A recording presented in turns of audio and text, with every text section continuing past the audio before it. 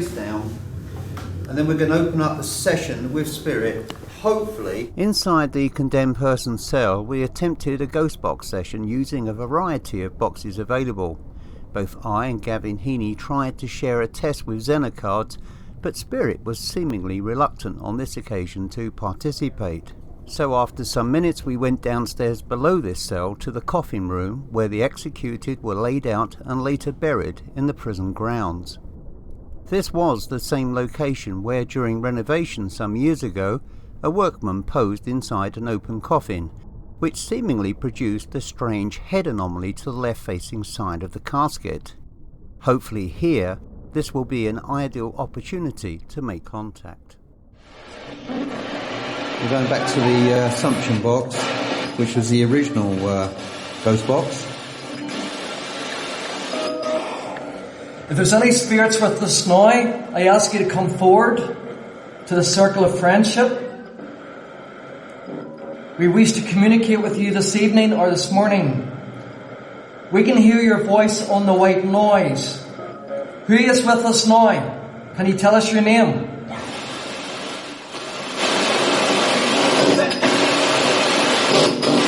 When you said name, I heard... Yeah. There. Oh, it could be your hand over there. Yeah. Is anybody with us now?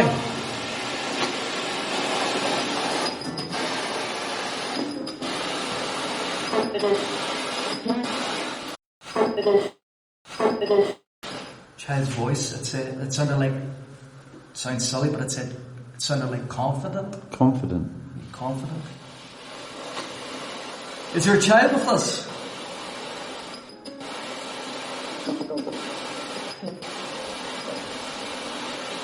I'm calling out for the spirit of Patrick McGee. Patrick, are you with us?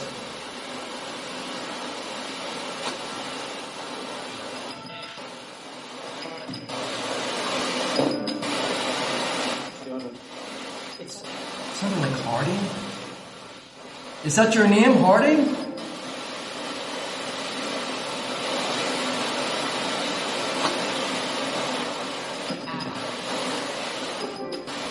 We have our friend here this evening. He's come over from England.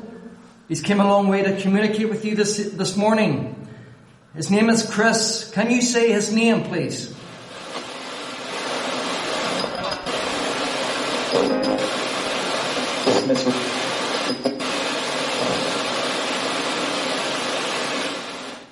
He's an ex-police officer.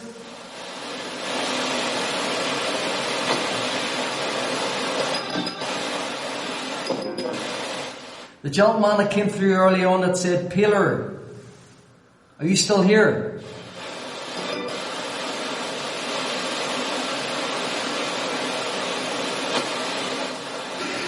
Are you prepared to speak to us?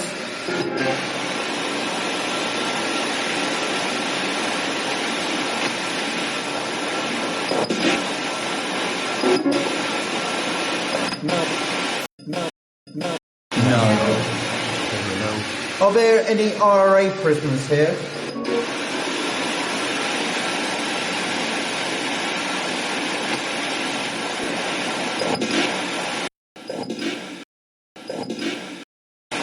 Any Ulster Volunteer Force?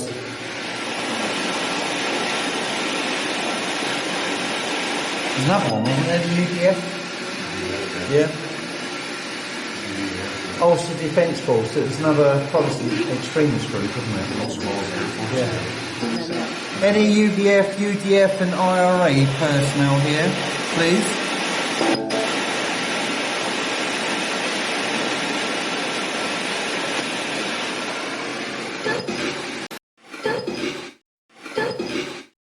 Just me, child's voice. Just me. And who are you, please?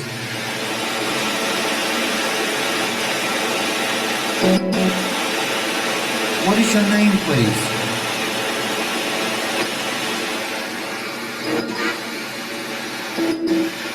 Said, who's that? I thought I got Pat. Did you hear Pat? Pat would be short for Patrick.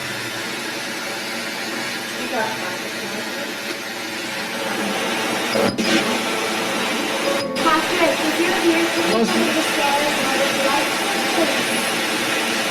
You're here. You go ahead, okay?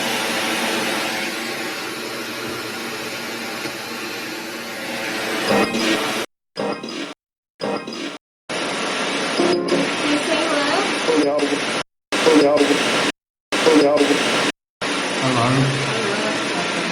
Who is that? No, it's not laughing. Can you tell us your name? Who is that man?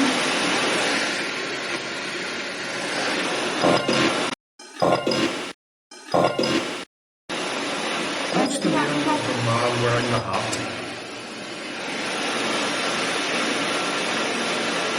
He's already introduced himself. Okay, what is his name? Can you tell us his name now, please? Can you repeat it to us?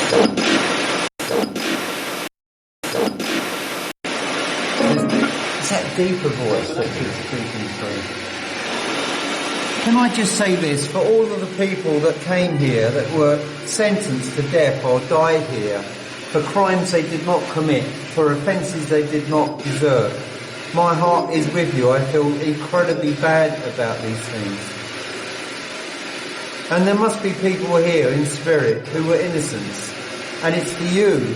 Those are the ones that we're trying to reach out to.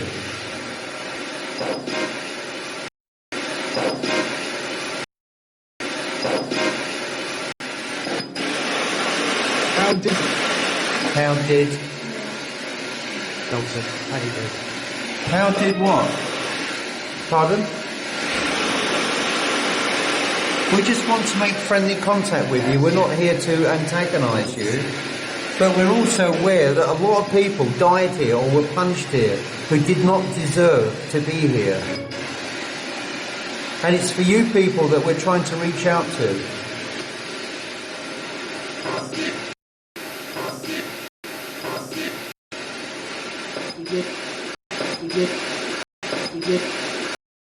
I thought I said a bad word. There's a very dark presence around. I thought I heard it sounded like basket. Is there anybody here that wants to have one last go at playing with the cards?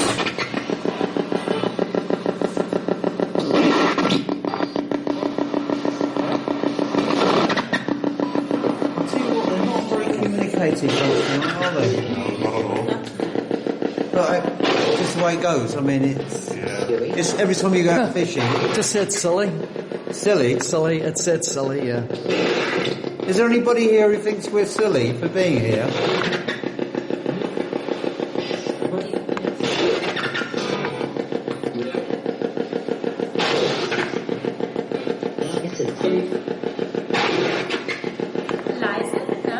If you know Chris, what did Chris used to work as?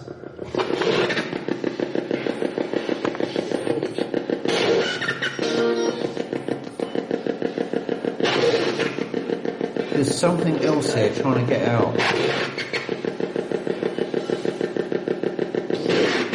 He can't. You can hear a voice there, but he just can't get the words together. You need to try harder. You need to focus on the noise to create the words.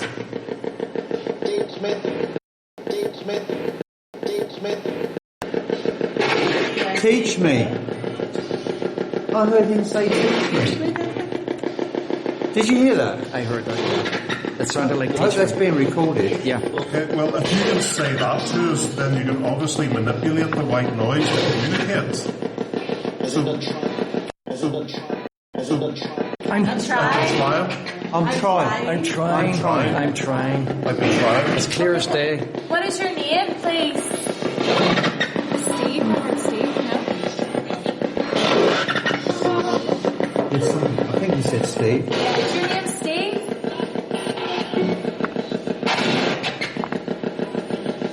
Tell us your name, please. Steve, when you're listening to this white noise, you have to draw that energy in to re-vocalise the sound by turning it into words. But you can do it because we heard you do it. Can you try again? Can you try again, please?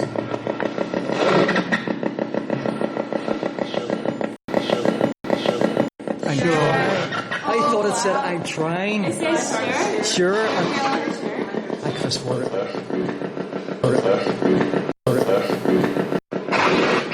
Okay, Steve.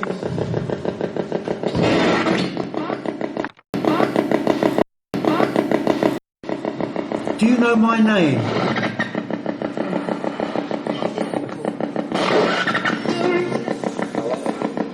Yeah, I can hear you. It said turn.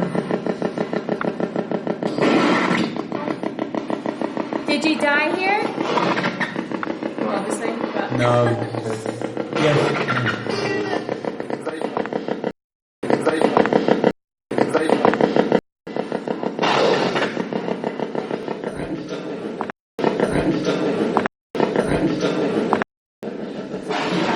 how did you die? How did you die? Were you executed here?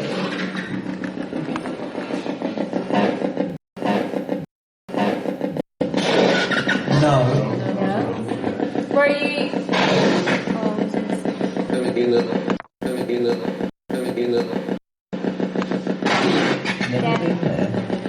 Then again, Were you a convicted criminal at this prison?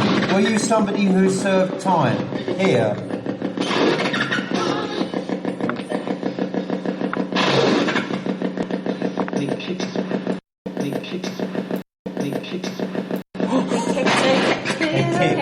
They kicked. they kicked me. Who kicked you? Was it the screws?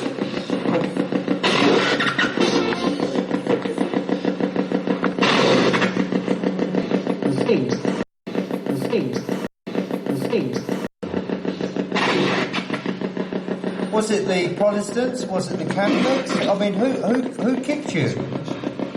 Do you know what I thought I heard and Karen thought it said? F the screws. Did you hear that as well? Yeah. Earlier on, yeah. What does that mean? F the screws. Screws? Prison guards. Oh, right. F the screws. So you could be murdered by the... Or just mistreated. Kicked.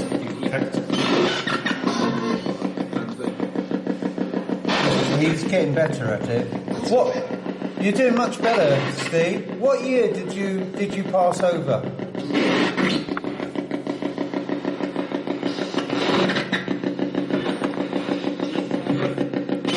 I heard 19 though, but then you say something else. But In the year of our Lord, what year did you die? Physically die.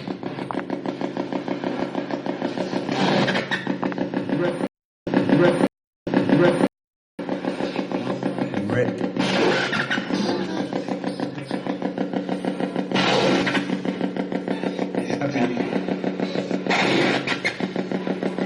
Can you tell us what age you were when you died?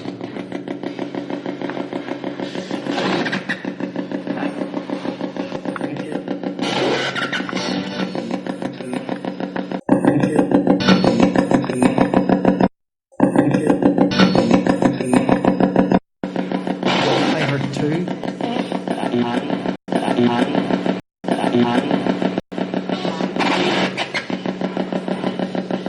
He's definitely trying. I heard a 9 as well. Was it 1929?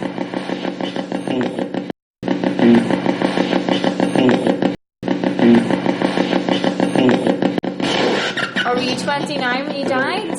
Or were you 29? Keep in position.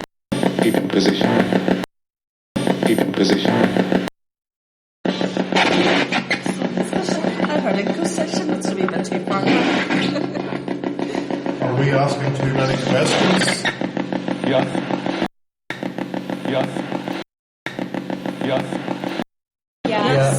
Oh, that was real. That was to the point. Yeah. Is it funny? It takes a while for it to go, and then when it starts to happen, it all comes through. What doesn't? 29. So, do you want us to go or do you want to talk to us? Stick it. Stick it. Stick it.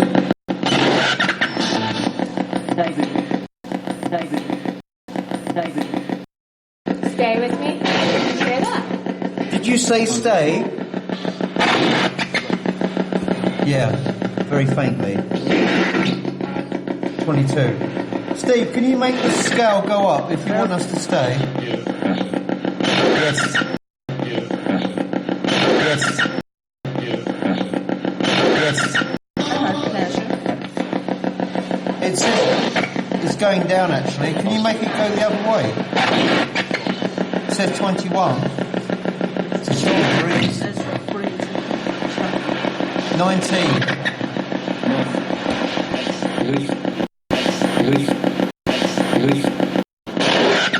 Said leave.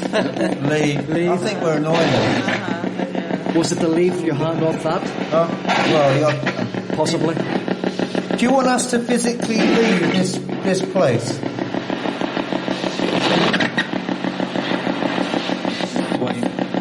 Plane?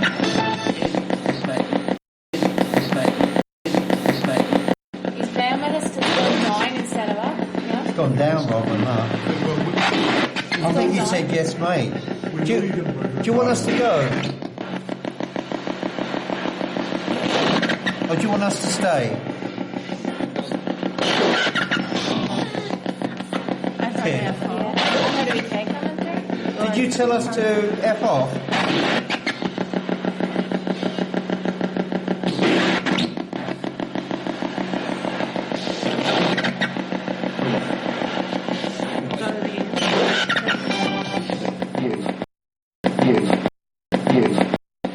Leave. He wants. He wants. He wants. That's what he wants. Who wants? It's clear as day. That's what he wants. Who wants us to leave?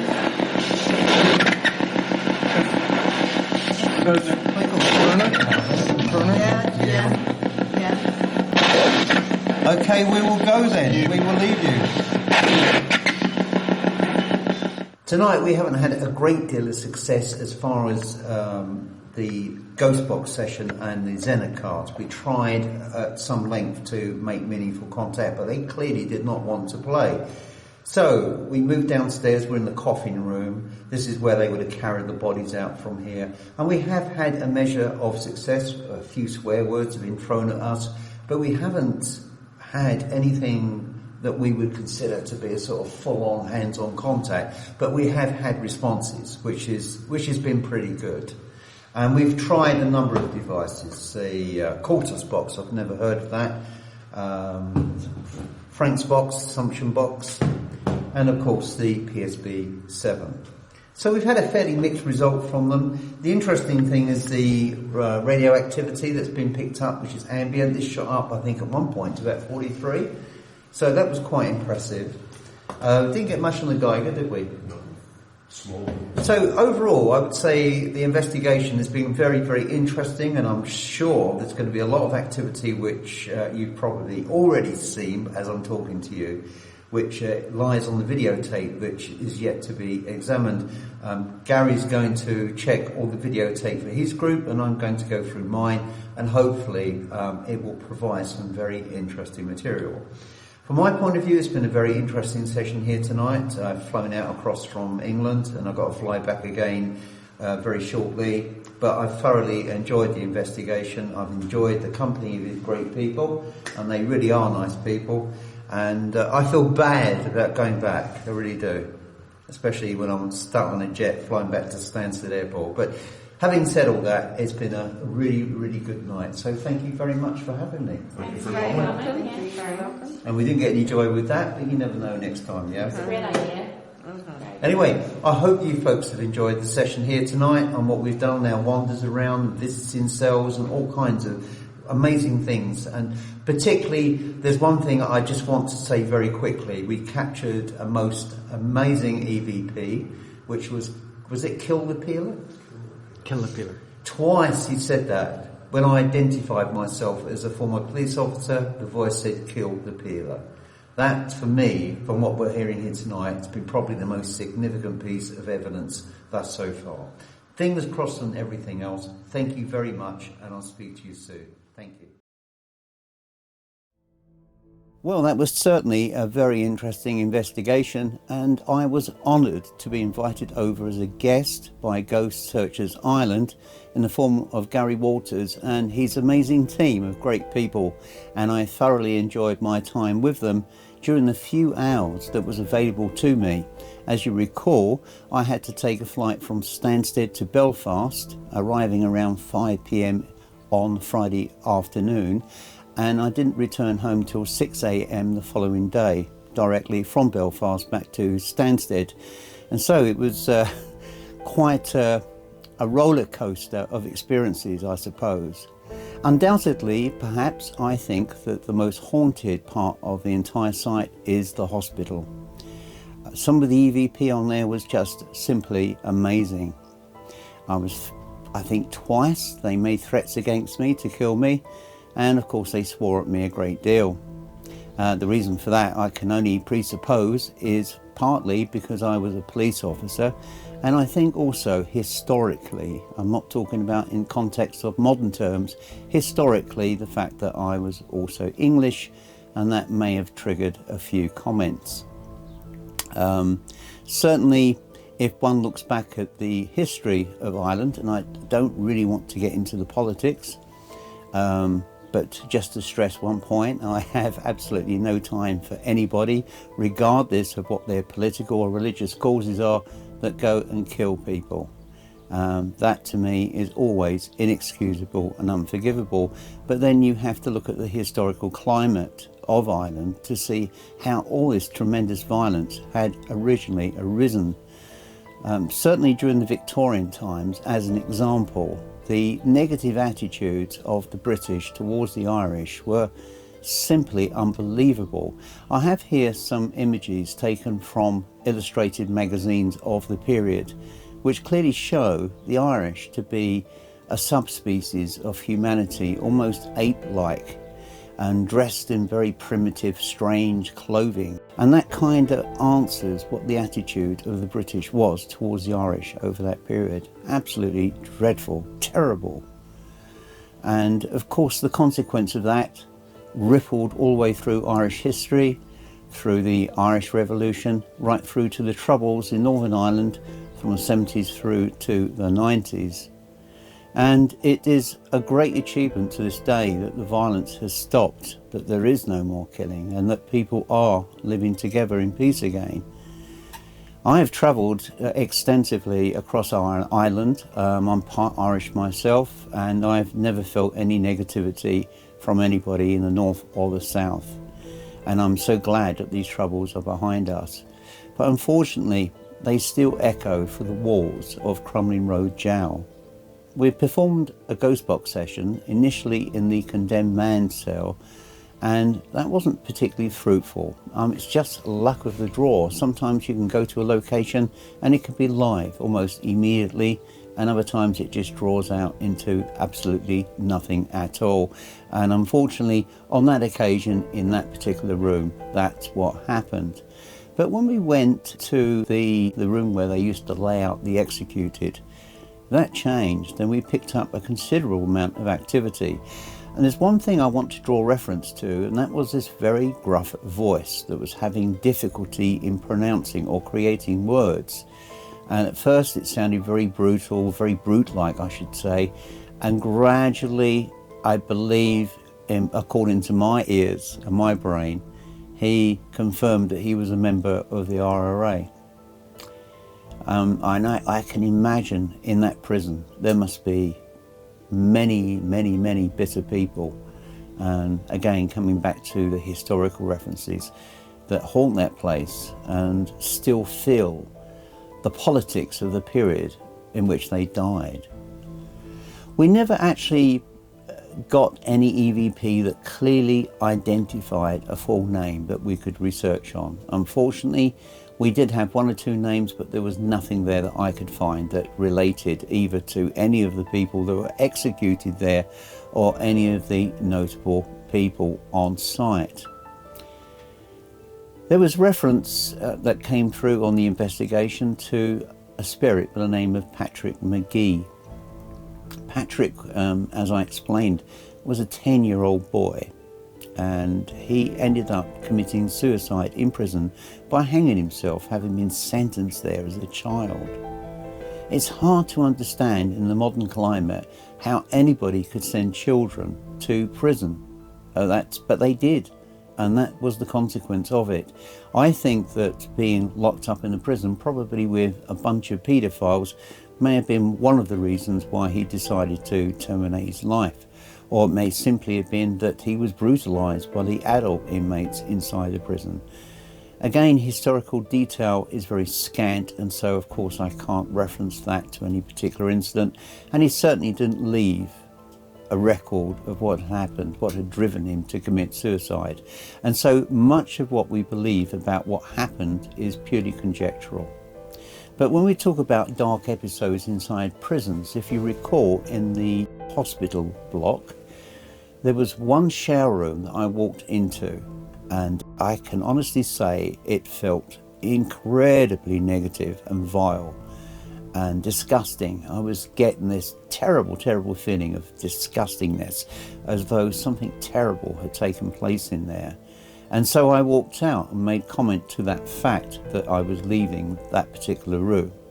And of course it was during that period that again I was sworn at, and I think I touched the nerve of a dark entity that probably dwells inside there. Again, you know, when we wander through these buildings, we have no idea of what they were like over their respective periods. A lot of what we know about the site, of course, is from historical records. And as was explained during the hospital investigation, nobody can research any of the people that were in the hospital or died in the hospital because of the fact that the records are held by the National Health Service or the Prison Service in the UK, and they are not freely accessible. Hopefully one day that will be remedied and people will be able to actually carry out some kind of research. But at the moment, we're still, as it were, clutching at straws. I hope some of you perhaps are starting to warm a little bit more towards the idea of a ghost box. If you'll notice that with some of the voices, they quite clearly came directly from radio sound that ended abruptly, like for example someone perhaps just starting to talk, and then suddenly that changes to an entirely different voice. And some of the voices that were recorded were very much as real voices and not radio voices. So I personally feel the ghost box is an essential part of anybody's kit on a paranormal investigation. I know that there are people out there that disagree with me vehemently about the use of a ghost box, and again I will underscore what I've said previously.